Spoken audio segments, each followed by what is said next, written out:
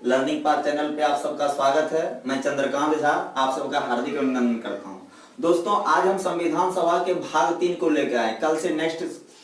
कल के बाद से हम नेक्स्ट का टॉपिक देखेंगे, जिसमें आज हम सबसे पहले चर्चा करेंगे प्रारूप समिति के बारे में। दोस्तों, जो कि कल के वीडियो में हम बताए थे कि प्रारूप समिति के जो अध्यक्ष थे वो डॉक्टर भीमराव अंबेडकर थे, और इसका जो प्रारूप समिति को जो तैयार किया गया था वो B.N. राव के द्वारा किया गया था। और इस समिति ने 21 फरवरी 1948 को अपनी रिपोर्ट प्रस्तुत की थी। इसके अलावा दोस्तों, भारत का बंटवारा दोस्तों 3 जून 1947 ईस्वी को किया गया है। भारत जो है 3 जून 1947 को 2 भाग में बट गया, भारत और पाकिस्तान में। और दोस्तों, ये एक भारत के इतिहास का बहुत बड़ा त्रासदी है, क्योंकि हमने आजादी की तो कीमत चुकाई, लेकिन उसका एक हमने आजादी तो पाया, लेकिन हमने उसकी एक बहुत बड़ी कीमत चुकाई, क्योंकि इस विभाजन में 80 लाख यानी 8 मिलियन लोगों का पलायन हुआ था। इसके अलावा दोस्तों, संविधान सभा का पुनर्गठन मतलब विभाजन के बाद जो 299 सदस्य जब बच गए थे तो 31 अक्टूबर 1947 को पुनर्गठन संविधान सभा को फिर से जो गठित किया गया वो 31 अक्टूबर 1947 को किया गया। मूल संविधान में दोस्तों 395 अनुच्छेद थे, 22 भाग और 8 अनुसूचियां। वर्तमान में 395 अनुच्छेद है, 22 भाग और अनुसूची जो है वो 12 हो गए। लेकिन 395 अनुच्छेद में दोस्तों आप कहीं आपको ये मिलेगा कि 464 अनुच्छेद है, कहीं 445, लेकिन दोस्तों वो ABC करके वो जोड़ा गया है। मूल जो है वो 395 ही है। अब दोस्तों, कुछ छोटे छोटे चीज को हम गौर करेंगे, संविधान में क्या क्या कैसे कैसे कब हुआ। इसमें दोस्तों पहला है कि 22 जुलाई 1947 को राष्ट्रीय ध्वज को अपनाया गया। यानी हमारा राष्ट्रीय ध्वज किस प्रकार का होगा, जो हमारा जो तिरंगा जो राष्ट्रीय ध्वज है उसको 22 जुलाई 1947 को अपनाया गया। दोस्तों, संविधान के प्रारूप पर जो विचार किया गया था वो 114 दिन तक किया गया था। 24 जनवरी का दोस्तों, भारतीय संविधान के इतिहास में 24 जनवरी बहुत ही महत्वपूर्ण दिन है, क्योंकि इस दिन राष्ट्रगान को अपनाया गया था। राष्ट्रगान जो कि जन गण मन है, और वो जो लिखे हैं वो रविंद्रनाथ टैगोर के द्वारा। एक गौर करने वाली बात है दोस्तों कि रविंद्रनाथ टैगोर दुनिया के एक ऐसे कवि हुए जिसके लिखे हुए 2 देशों में राष्ट्रगान चलता है, क्योंकि बांग्लादेश का जो राष्ट्रगान है अमार सोनार बांग्ला, वो जाकर के वो भी रविंद्रनाथ टैगोर के द्वारा लिखा गया। और जन गण मन जो है वो आपका भारत का भी रविंद्रनाथ टैगोर के द्वारा लिखा गया।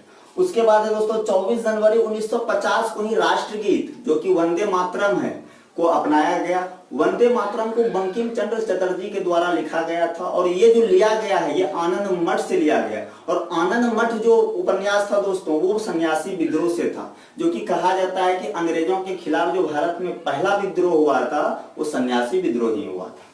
उसके बाद है दोस्तों 24 जनवरी 1950 को ही डॉक्टर राजेंद्र प्रसाद भारत के प्रथम राष्ट्रपति घोषित हुए। और 24 जनवरी 1950 को ही संविधान सभा की अंतिम बैठक हुई थी। संविधान सभा की जो कुल बैठक हुई थी उसमें 24 जनवरी 1950 को उसका अंतिम बैठक हुआ था। उसके बाद दोस्तों 26 जनवरी 1949 को संविधान पूर्ण हुआ। जब प्रस्तावना हम पढ़ाएंगे तो वहां पे लास्ट में बोला जाता है कि इस स्थिति को हम संविधान को अंगीकृत और आत्मनिर्भित करते हैं, तो वही 26 जनवरी 1949 को ही संविधान पूर्ण हुआ था। इसीलिए हम 26 नवंबर को दोस्तों, तो 26 नवंबर को हम संविधान दिवस के रूप में मनाते हैं। उसके बाद है दोस्तों 26 जनवरी 1950 को गणतंत्र हुआ था। दोस्तों, एक गौर करने वाली बात है कि 26 जनवरी 1950 को ही भारत क्यों गणतंत्र हुआ। तो 26 जनवरी 1950 को भारत इसलिए गणतंत्र हुआ क्योंकि 1930 में प्रथम बार भारत में पूर्ण स्वाधीनता की मांग जो है वो 26 जनवरी 1930 को की गई थी। इसलिए उस डेट के याद के उपलक्ष्य में भारत को गणतंत्र घोषित 26 जनवरी 1950 को किया गया।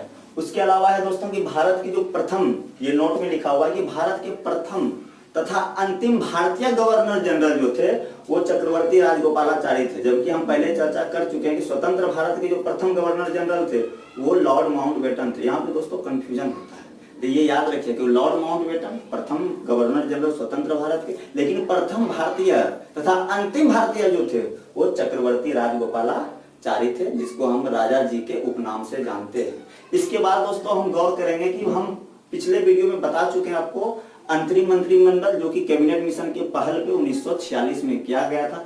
अब हम गौर करेंगे 1900 स्वतंत्र भारत का प्रथम मंत्रिमंडल। तो इसमें दोस्तों पहला है जवाहरलाल नेहरू जो कि हमारे देश के प्रथम प्रधानमंत्री हुए। सरदार वल्लभ भाई पटेल गृह और सूचना प्रसारण मंत्री हुए। डॉक्टर राजेंद्र प्रसाद खाद्य कृषि हुए। यही राजेंद्र प्रसाद जी जो हैं बाद में भारत के प्रथम राष्ट्रपति बने। मौलाना अब्दुल कलाम आजाद जो कि भारत के प्रथम शिक्षा मंत्री हुए। इसी के जन्मदिन के उपलक्ष्य में हम देश में शिक्षा दिवस मनाते हैं। शिक्षक दिवस दोस्तों वो प्रथम उपराष्ट्रपति सर्वपल्ली राधाकृष्णन के दिवस में मनाते हैं, लेकिन शिक्षा दिवस जो है 11 नवंबर को शायद मनाया जाता है, वो आपका शिक्षा दिवस मौलाना अब्दुल कलाम आजाद के जन्म उपलक्ष्य में मनाते हैं। जॉन मथाई रेलवे परिवहन मंत्री थे।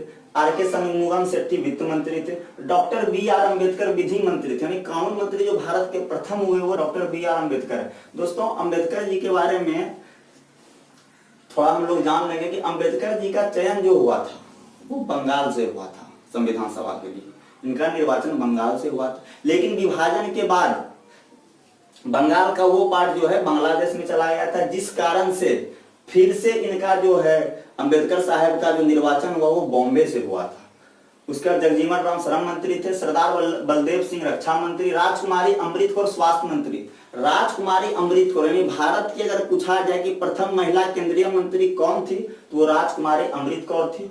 होमी जहांगीर बाबा नाम है वाणिज्य मंत्री। ये भाभा जो है ये भारतीय परमाणु कार्यक्रम के जनक हैं, जिसके याद में बार्क की स्थापना की गई थी, जिसका कि भाभा एटॉमिक रिसर्च सेंटर जो कि ट्रॉम्बे में है, जो महाराष्ट्र में।